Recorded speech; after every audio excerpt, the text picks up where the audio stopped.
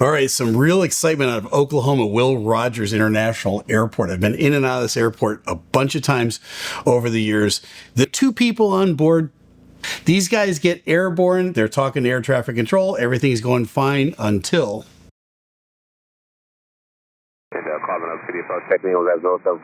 Call sign is Zulu 75. All right. Zulu 75 is the only player in this.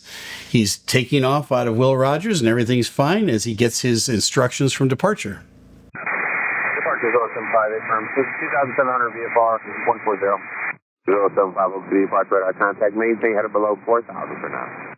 075 to the departure radar contact. Altitude leaving your primary 2. Departure 075. One heading is going to be a 075 and altitude is 3,500. Okay, so they both got clarified now exactly what he's going to do. He's turned into a heading of 075 that's going to point him over towards Shawnee. And they always say for VFR aircraft, now there's visual flight rules, VFR, and there's instrument flight rules. If you have filed a flight plan to get from point A to point B with all the points connected in between, you're going to be on an IFR flight plan. They're going to give you a solid altitude, right? One that ends in a 0, like lots of zeros. So 4,000, 5,000, 6,000 feet. If you're VFR, you're going to fly at 500 foot increments so you don't interfere with the IFR traffic. So he will say at or below, or he'll say somewhere below 4,000 feet. So you can pick 1,500, 2,500, 3,500.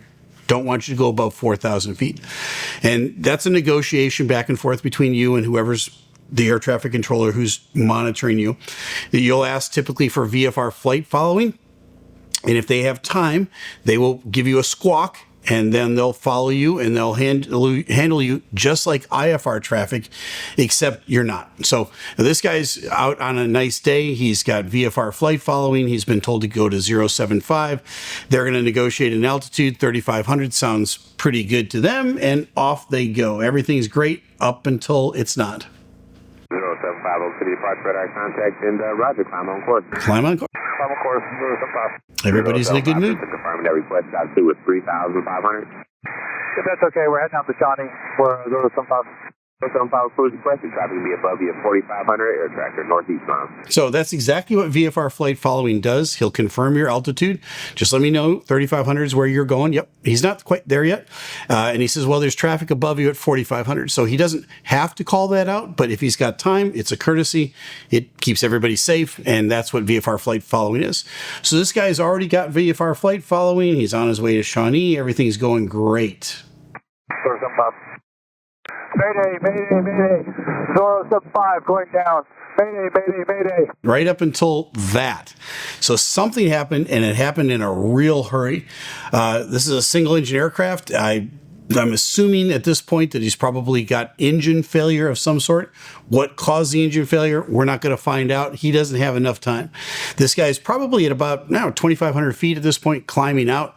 He loses his engine. At this point, your head is on a swivel, right? And I know because I fly single engine.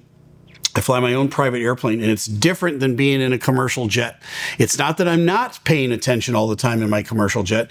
It's not the same level of heightened awareness of I might have to find some place to land that's not a runway.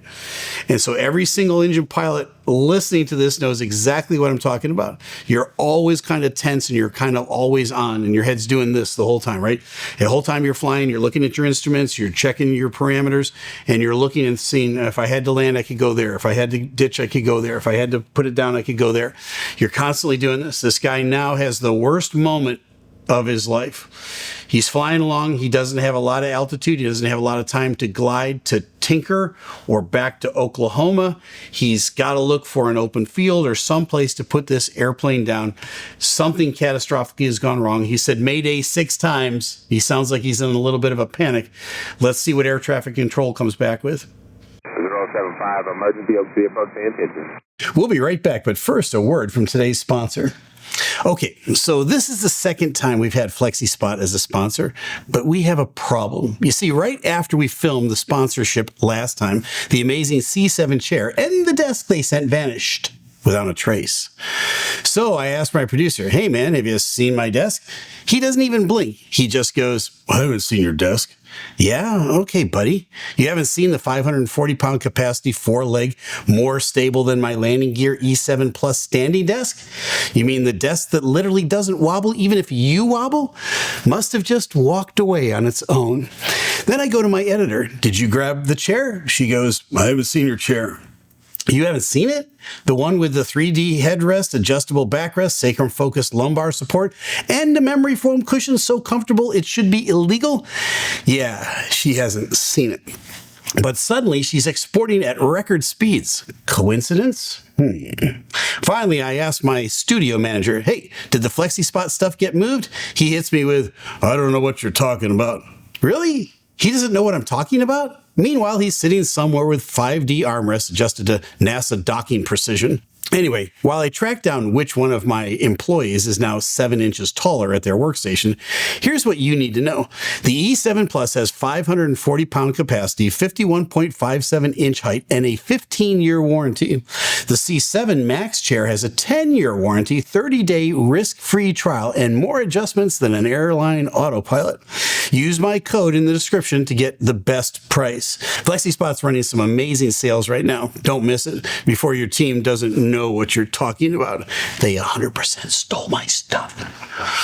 And thanks to FlexiSpot for sponsoring today's video. Sponsors like this help us to make more content for you.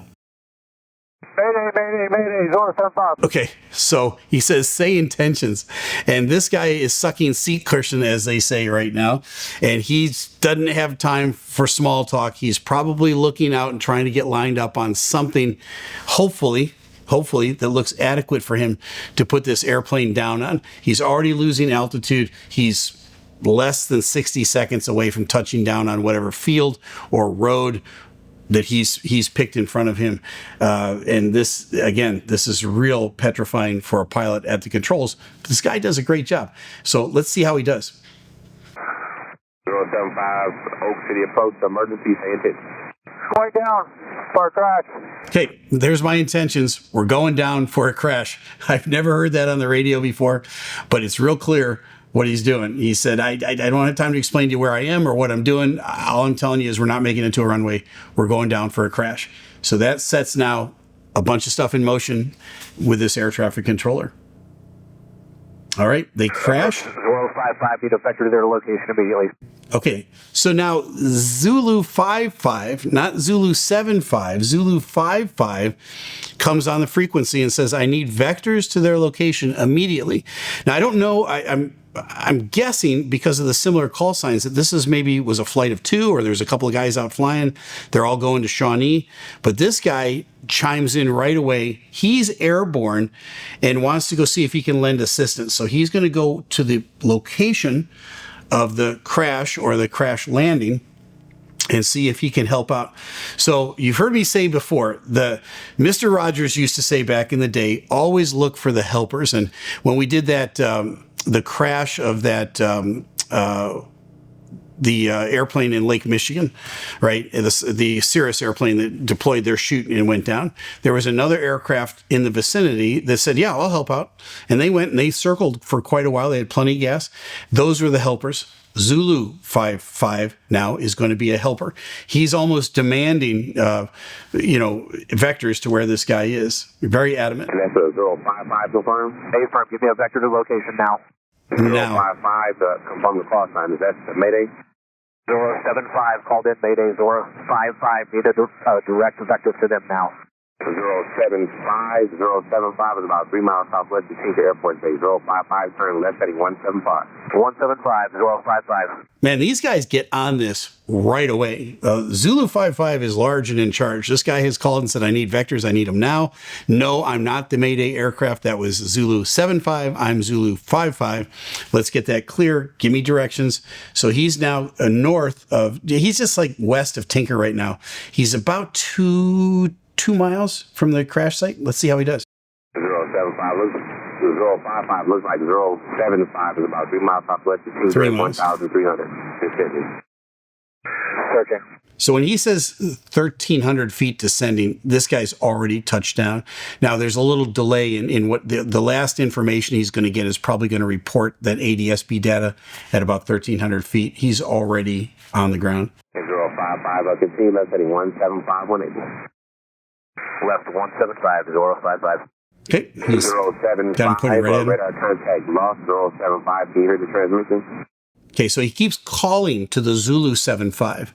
Can you guys hear me? Are you okay? You know, because sometimes when you're on the ground, you can actually talk back and forth to these guys, but he doesn't get anything back from Zulu 75. We'll see what happened. 055, you can start the VFR descent there. The previous aircraft 075 was about 12 o'clock and 5 miles. Okay, we'll be orbiting over his last known location. Okay, 12 o'clock is straight out for Zulu 55. Yes, sir, it's 91 Tango Whiskey. We caught that last bit on the Zora 75. I believe they came up on guard and was saying they were down and safe, but you might verify. Number 9 Tango, correct. Number 91 Tango Whiskey. Thanks a lot. He said that the 075 reported on guard that he was down and safe. Okay, so all the helpers are coming out right away. All right. 91 Tango Whiskey says he heard a transmission on guard, which is a frequency that every aircraft listens to as a backup frequency. It's an emergency only frequency. So Zulu 75 transmitted from the ground that they were on the ground safe. Now, they're all going to want to verify that for sure, but that's the first good news we've gotten about this. Are they safe or not? Or did 91 Tango Whiskey get it wrong? Let's see. That's affirmative. I believe that's what we heard, but you might want to verify. You might want to verify. Absolutely. I appreciate that report. Thanks a lot, sir. We'll get into it. Thank you there. Yes, sir. Have a good one. Zora 55, can you give me an update on last known location for Zora 75, please?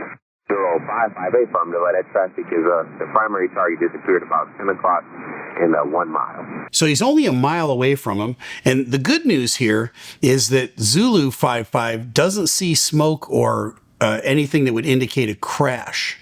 So that's good. So he's basically kind of right on top of him and can't see where this guy is. That's more confirmation that they're going to be all right. Hopefully, let's see. 10 o'clock, 1 mile, searching. ATC update from Zora 55, 180. Checking.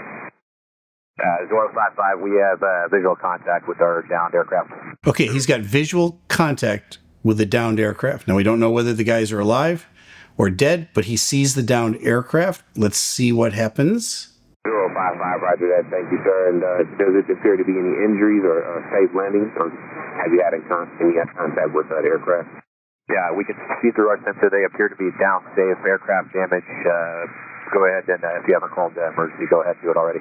Roger that. Yep, call an emergency right now. Thank you, sir. And then have you got in contact with the pilots of the aircraft? Okay, so he says basically it looks like they're down and it looks like they're safe. Then he calls them back. Approach calls back and says, "Have you had any contact with the pilots?" Let's see. Negative, but we can see them walking around. Looks like they're okay. Yeah. Roger. All right. Well, we can see them walking around, and it looks like they're okay.